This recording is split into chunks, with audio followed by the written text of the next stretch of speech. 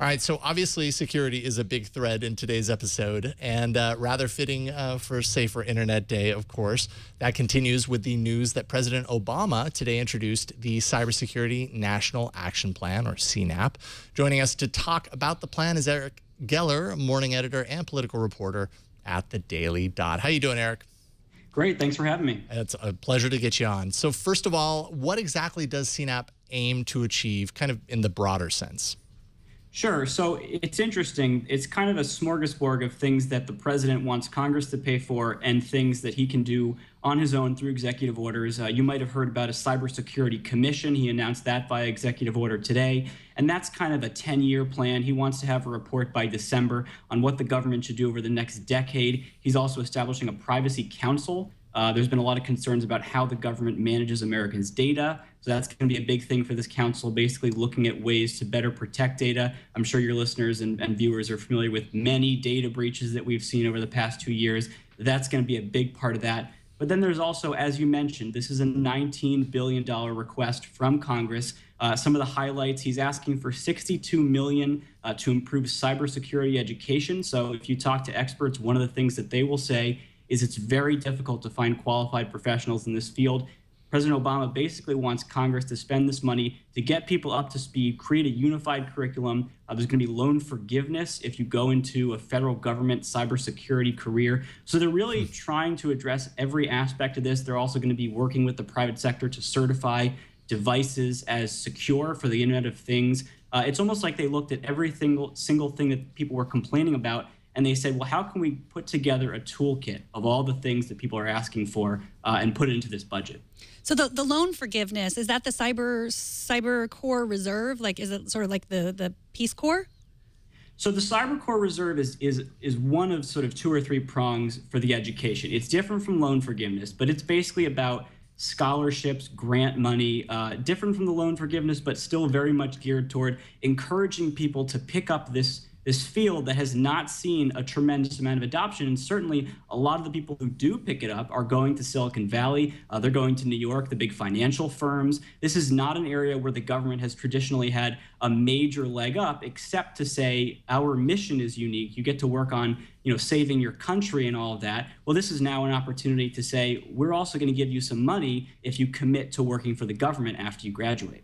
Eric, I'm going to play the cynical side of this coin, Becky Worley speaking here. And I would say that this sounds, in some forms, like a bit of a reaction and maybe a CYA for all of the data breaches we've seen, going back to the Office of Personnel Management and then the one just the other day from the DOJ. My question is, what is your perception, having dug into this, of $19 billion? That's a lot of money. What do you think the long-term effects will be when you look back at this action in 5 or 10 years? Will there be any? Well, it's interesting because one of the things that is included in the budget but is not being highlighted as much is the federal government has the system based at the Department of Homeland Security called the Einstein system, which is kind of the civilian cyber defense network. So it's the code that runs on government machines and servers and tries to stop threats from infecting these networks, which, as you mentioned, the OPM breach, kind of the biggest example in recent years. This doesn't really address the fact that Einstein is very limited. It can only mitigate threats that the government already knows about. It needs threat signatures in a database, and it's constantly scanning for those signatures. So one of the things you don't see in here, and this might be something that the commission tries to work on, is how do we build a civilian defense network that doesn't need to have the threat signatures already in a database, but can sort of dynamically look for attacks as they're coming in based on different patterns. And if you talk to people about Einstein, that's the big criticism, is that the government doesn't yet have something that's more dynamic. So it's interesting you mentioned this as kind of a CYA thing.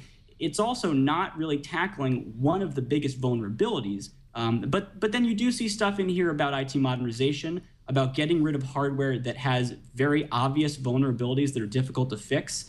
Two-factor authentication, across federal employees. That's not sexy at all, but that's incredibly important when you think about how many breaches. Just this week there was one at the Justice Department, and I believe one of the things that the hacker said was he convinced, he got an email account and he convinced the Justice Department, helpline basically to give him more access by having that verified email account. if you have one tiny vulnerability somewhere, all you need to do is escalate that. And so two-factor, again, not the kind of thing that you're going to get on the front page of the New York Times for, but who knows how many threats that could stop at the source. Low-hanging fruit. I mean, right. social engineering, everything old is new again. One quick question on that, Eric, too. Do you think $19 billion is enough to act as a stimulus in a way around this subsector of that sort of Job Corps idea in cybersecurity that Megan was talking about? Is it really anything that's enough money to jumpstart that? Well, I think one of the keys is the $62 million for education, because if we think about how many problems come from not having enough trained professionals, the Job Corps stuff, if you build that pipeline of employees going to the government, that could end up addressing a lot of problems by just having more people working on it and more people with experience. Of course, it's an open question whether Congress will even give the president this money, but I don't know at this point that we know enough about what the problems are to say whether $19 billion is too big or too small. I think the key is going to be to look at whether the CyberCorps stuff gets off the ground, because once you have talented people coming in, you might start to catch a lot more problems. Yeah, that was kind of my main question, is out of this, whether the plan is going to see any sort of like significant resistance, or whether it's kind of a shoe-in, a done deal. But it sounds like probably a little bit of resistance going forward, and see where it ends up. Yeah, it's traditionally been bipartisan. As President Obama pointed out, cybersecurity was never a politicized thing. But of course, the OPM hack has made it a lot easier to point fingers one way or another. And of course, interestingly, for the first time this year, the Senate Budget Committee didn't ask the president's team to even present their budget. So we will see if the president gets any of this money after all. All right, well, thank you so much for coming on to the show, joining us, Eric Geller. Please tell people where they can follow all of your awesome work online.